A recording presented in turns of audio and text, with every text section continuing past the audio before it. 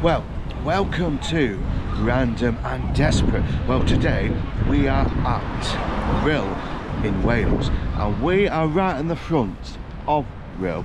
Like any old seaside town, they always spend the multi-million pounds on the seafront. So they've just got a new cinema there. They've got most of the arcades, shopping centre, and the fairground. But you know me, we're going to have a look around the back streets of Rhyl to see any boarded up shops, lost buildings in time. So come and join us on this little adventure.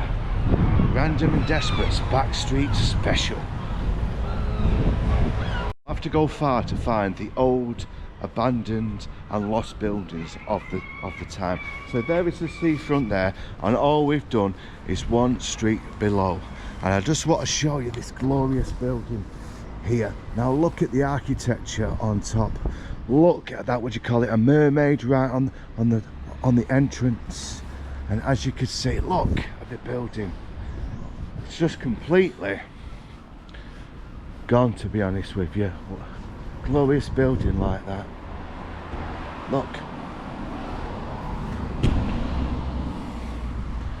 Each building I always find has so much history, so much uniqueness. But look at it. Sad to see. Sad to see. What we'll do, we'll carry on down the streets and we'll see what interesting buildings we can discover. The end of the era for bars. Look at that building there. Another one gone. And just coming up to the right here, as you can see,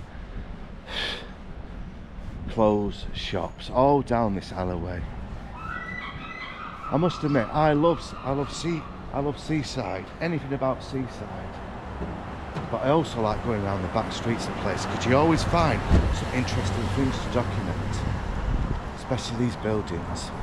Then you've got the church there on the left, what represents the community. Say years ago that would have been packed with worshippers. Look at it now. Look at it now.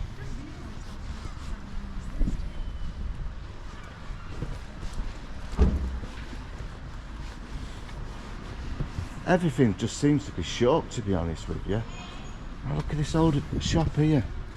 I don't know if you can see it. It looks like they just closed it in time. Check out this cafe. Hasn't been closed for long, to be honest with you, but it's for sale. And also this shop here. It probably was an old bank if you look at the old 80s windows there.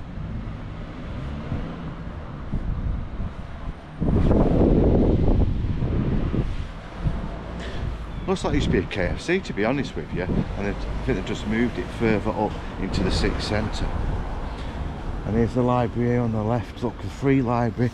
Now years ago, I said in the 20s, 30s, they didn't have anything like internets. They didn't have anything computers. So how people learnt by then is by going to libraries, free, and it was free at the time, hoping that the young people would educate their minds in libraries. And that's why you see all there, free libraries. Free libraries. I just want to show you what I've discovered.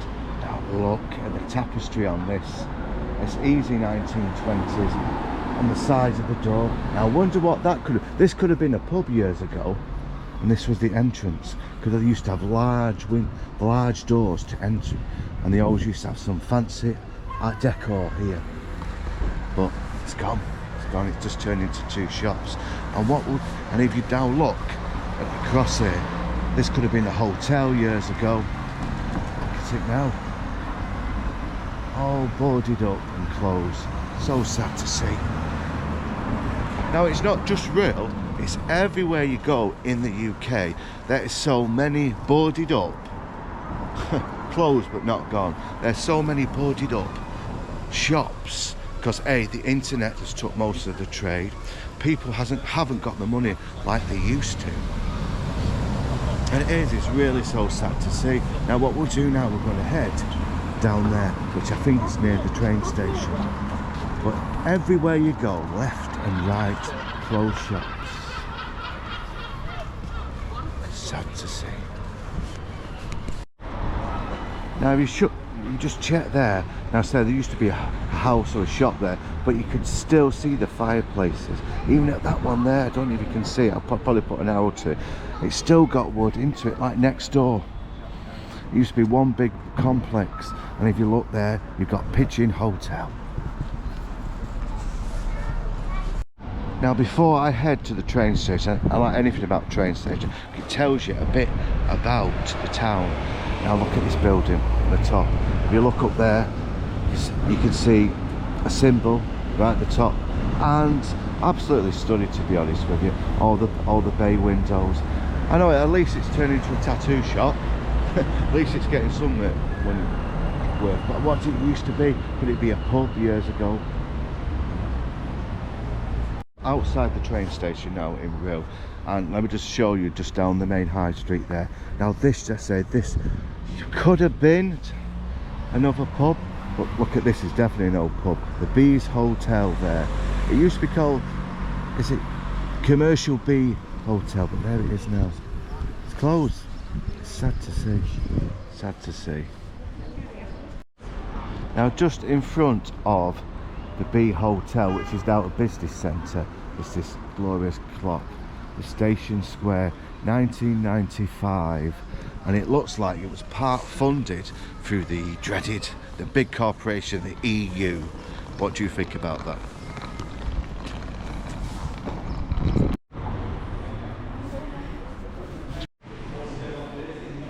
Cafe. Now I'll be honest with you, Rhyl train station used to be, it is quite big for Wales, because a lot of people years ago, especially in the 50s and the 60s and the 70s, used to come to Rhyl for their holidays. They used to work in things like coal mines and cotton mills, so this was one of the destinations they used to spend their annual holiday at Rhyl. So that's why this train station is so big. Is this cafe open? No. Oh, there's a little cafe in there. Just want to show you this. Just opposite the bus station here, you have got one of the other entrances which has been closed for many years. And you always find, wherever there is a train station, there's always a pub. There's always a few pubs around it. But you can imagine in the 50s and 60s, people going down here, coming off the train and enjoying what Rhyl had to offer. I'll be honest, I've been here quite a few days at Rhyl. I'm stopping at the caravan site, which is just down the road, and it's not as bad as I thought, to be honest with you. I thought it'd be similar to Blackpool, which is loads of abandoned buildings.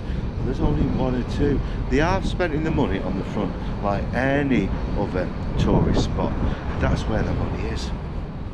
But I always find the interesting places where you want to know the real character of any town is you go round the back. There's 2 streets behind the main tourist area, and that's when you see the real state of this country. Now I said before, it's not that bad, to be honest with you. I'm quite impressed. Yeah, you still get a lot of tourists. I say it's Maybank holiday a few days ago. It was absolutely heaving, especially when I went to Llandudno, which is just over there. Well, it's one of them things. End of the day, loads of people all over the country used to come here and enjoy their annual holiday. But since I've been in Wales, I have not heard anyone speaking Welsh, because we have like a little, let's just say, the English and the Welsh don't seem to like each other.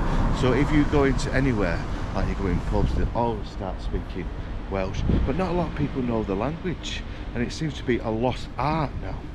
Now if you're native from Wales, do you speak Welsh? Do you speak Welsh at all? Or is it only when you go and see your granddad or your grandma or your late uncles do you speak it? And can you speak it? Check out this church. Beautiful.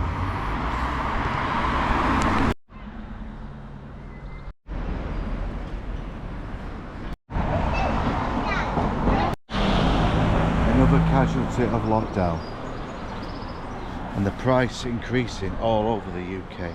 Now, we're talking nearly £5 a pint now in Rhyl. And I said, God, when I was a kid, you used to pay under £2 for a pint of lager. Now you're talking £5. And especially if you go to anywhere like London, you're talking over £10 a pint for the Golden Nectar. People can't afford it no more. Just check out this old building here on the right, which is just under the arches up there. As you can see, could have been old. Could have been old toilets, coal shed.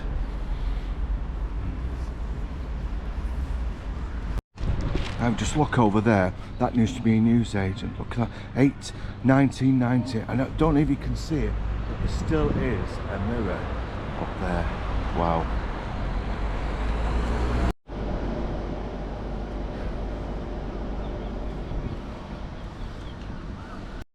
Well, I hope you enjoy this little adventure round Rhyl. To finish it off, I have got a nice ice cream, because when you go to any holiday destination, you always get a nice ice cream. It is for me anyway. I don't know about you. What do you think about these back streets? It's not as bad as everyone thinks, to be honest with you, because I'm used to Blackpool and it's such a shocker, to be honest with you. And let's have another look. You're joking me. Where have you come from? Train station. I'm sure you're following me. No, I didn't know you were coming here. I didn't know you were coming here. Unbelievable. I'm actually in Wales, and a couple of weeks ago she was at Staley Bridge and she was here. But it's the legendary Auntie Ethel. Hi, hello, I'm here again. So I hope you enjoyed that mini adventure around the back streets of Blackpool, and I'm joined by a special guest, and I'll see you next time for whenever the adventure awaits.